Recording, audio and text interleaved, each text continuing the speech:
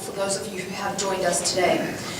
When we talk about children's rights, I would like to bring attention to the children of Western Sahara, both the children that grow up in occupied Western Sahara, as well as the child refugees in the Sahrawi refugee camps. It's important to understand that when we look at the Convention of Rights of the Child, as set out by UNICEF, that the basic principles of these rights of children have been taken away from the child refugees of the Sahrawi camps. And they've been taken away because of the illegal occupation by Morocco. One of the first rights is the right to survival and to develop to the fullest. These children cannot have that basic right met.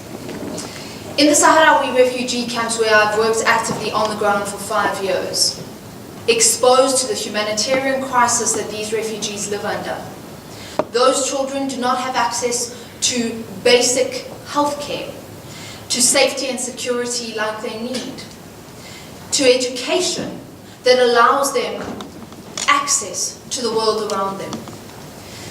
More so, in recent months, I've worked actively with landmine survivors. And those are not limited to adults. But unfortunately, because there are between 5 to 10 million landmines still active in the ground, and Morocco refuses to allow for those landmines to be cleared, children are also affected. Now, landmines are weapons that maim people. They don't kill them. They leave them then to live a very painful life. And to live as a refugee under the circumstances that the Sahrawis live under is one thing. But to then live like that as a victim of a landmine accident is another. The impact of children to these kinds of environments is harsh. However, because the Sahrawi people believe that their most important asset is their people, the most that they can do is invest within their education. So the education system within the Sahrawi refugee camps is by far one that is extremely strong and sees Sahrawi people then afforded an opportunity to study abroad. But their opportunities are limited. Children also have the right to be able to live and play, to have exposure to social and cultural activities that nurture them. None of these are available to the Sahrawi child. Children's rights are important. And within the stories and the context of the video that we have just seen, thank God that the children in the camps are not exposed to violence, but they are limited by the growth potential that they have, because access to their human rights is denied, because their land is illegally occupied.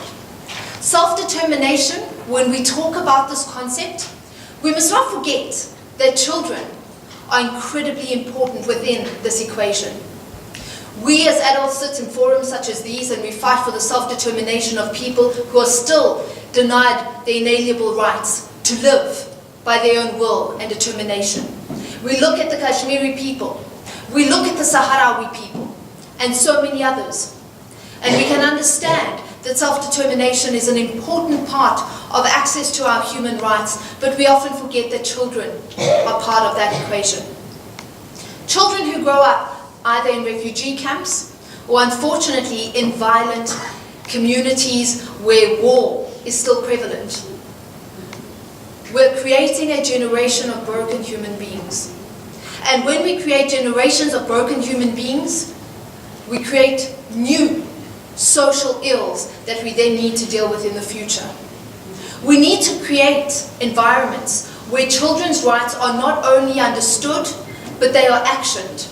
They're not only in policy and part of conventions, but they are something that we see on the ground happening to ensure that we are nurturing strong, independent individuals around the world and children that will become the next generation of leaders that we need.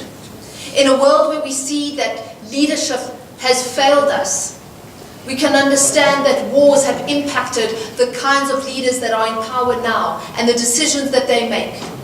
We must ensure that children's rights are accessible to children no matter where they are.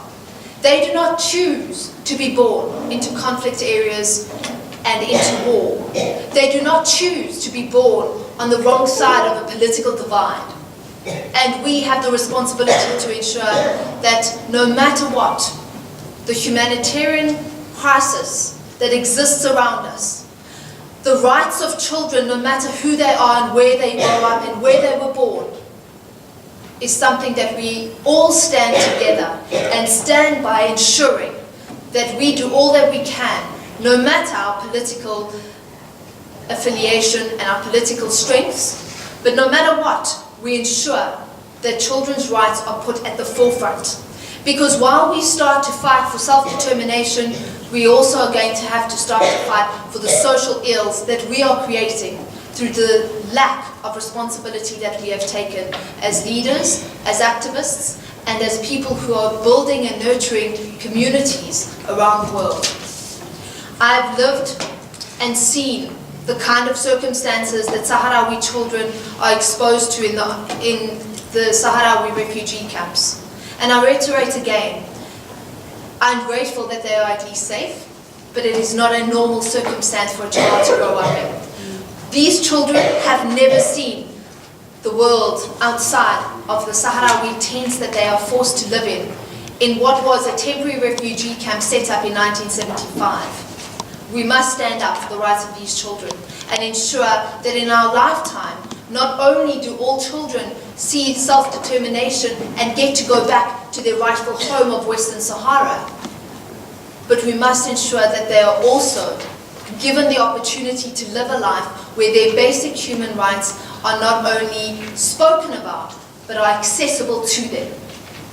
So that again, we are nurturing a generation of people that we can be proud of one day. Because one day they will turn around and ask us, what did we do in order for them to have access to that which was on paper, but never accessible to them? Thank you.